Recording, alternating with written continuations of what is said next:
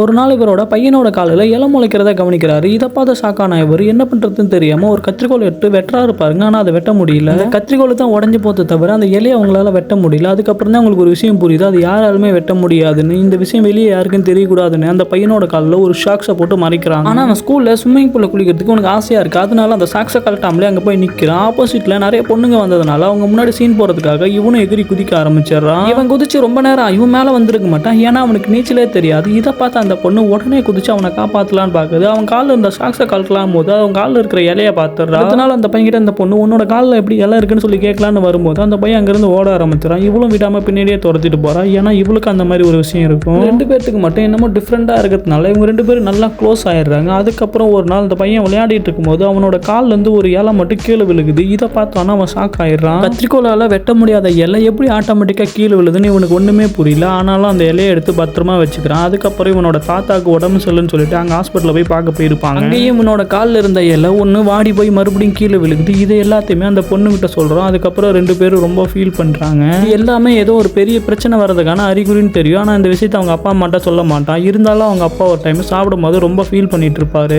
சின்ன பையனும் அவங்க அப்பா கிட்ட என்னாச்சுப்பா ஏன் சோகமாக இருக்குன்னு சொல்லி கேட்கும்போது அவங்க அப்பா சொல்லுவார், என்னை வேலையை விட்டு தூக்க போகிறாங்க அப்படின்னு சொல்லுவார். இந்த சின்ன பையன் அவங்க அப்பா கிட்ட உங்களுக்காக நான் ஒரு பென்சில் கண்டுபிடிச்சி தரேன், அந்த பென்சிலை மட்டும் நீங்கள் போய் உங்கள் கம்பெனியில் கொடுத்தீங்கன்னா உங்களை மறுபடியும் வேலைக்கு சேர்த்துப்பாங்கன்னு சொல்கிறான். அதேமாரி அவன் எடுத்தும் கொடுத்துட்றான். எல்லாத்தையுமே எடுத்துன்னு போய் இந்த பையனோட அப்பா அந்த கம்பெனியோட மேனேஜர்கிட்ட எக்ஸ்பிளைன் பண்ணுறான். ஆனால் அவர் கம்பெனி ஓனர்கிட்ட போய் நான் தான் கண்டுபிடிச்ச மாதிரி பெருமை வாங்கிட்டு இருக்கான். இதை கேட்ட அந்த சின்ன பையன் மைக்கில் போய் என்ன சொல்லுவானா, இந்த மேஜிக் பென்சில் ஒன்று இந்த மேனேஜர் கண்டுபிடிக்கல, இதை நான் கண்டுபிடிச்சது, நான் ஒரு அதிர்ஷ்டசாலின்னு சொல்லிட்டு இவனோட காலில் இருக்கிற இலையை தூக்கி காமிக்கிறான். எல்லாரும் அவனோட காலில் இருந்த இலையை பார்த்து ரொம்ப ஆச்சரியமாயிடுறாங்க. ஆனால் அந்த செகண்ட் அந்த இலை கீழே விழுந்துருது. அப்புறம் இந்த சின்ன பையன் உங்கள் பேரண்ட்ஸை கூப்பிட்டு உங்ககிட்ட ஒரு முக்கியமான விஷயம் சொல்ல போகிறேன் அப்படின்னுட்டு என்னோட காலில் இருந்த எல்லா இலையுமே விழுந்துருச்சு, என்னோட ஆயுட்காலம் முடிய போகுதுன்னு நினைக்கிறேன், நான் இன்னும் கொஞ்ச நாளில் இறந்து போயிடுவேன்னு சொல்கிறான். இவன் சொல்கிறதெல்லாம் கேட்டால் இவனோட பேரண்ட்ஸ் ரொம்ப ஃபீல் பண்ணுவாங்க. ஏன்னா இவன் ஒரே பையன், அதனால தான். அடுத்த நாள் இவன் சொன்ன மாதிரியே இறந்தும் போயிடுறான். அவனோட வீட்டுக்கு பின்னாடி நிறைய இலை கிடக்குது. அங்கே போய் பார்த்தா ஒரு சின்ன பாக்ஸ் இருக்குது. பாக்ஸுக்குள்ள இவனோட காலில் ஃபஸ்ட்டு விழுந்த இலையை மட்டும் தனியாக எடுத்து பத்திரமா வச்சிருப்பான், இவனோட ஞாபகமாக வச்சுங்கன்ட்டு. அதுக்கப்புறம் இந்த பொண்ணு வந்து கேட்கும்போது அவன் இறந்துட்டான்னு சொல்லிடுவாங்க. என்னதான் இருந்தாலும் இவனோட பேரண்ட்ஸ் இவன் இறந்ததுனால ரொம்ப நாளாக ஃபீல் பண்ணிட்டு இருப்பாங்க. ஒரு நாள் ஜன்னலில் இன்னொரு குழந்தைய நீங்கள் தத்து எடுத்துக்கன்னு சொல்லிட்டு ஒரு லெட்டர் இருக்கும். அதை பார்த்தோன்னே இவங்க உடனே ஒரு அனாதாசிரமத்துக்கு போய் என் குழந்தைய ஒன்று தத்து எடுத்துட்டு இவங்களோட வீட்டுக்கு கூட்டிகிட்டு வந்துடுவாங்க.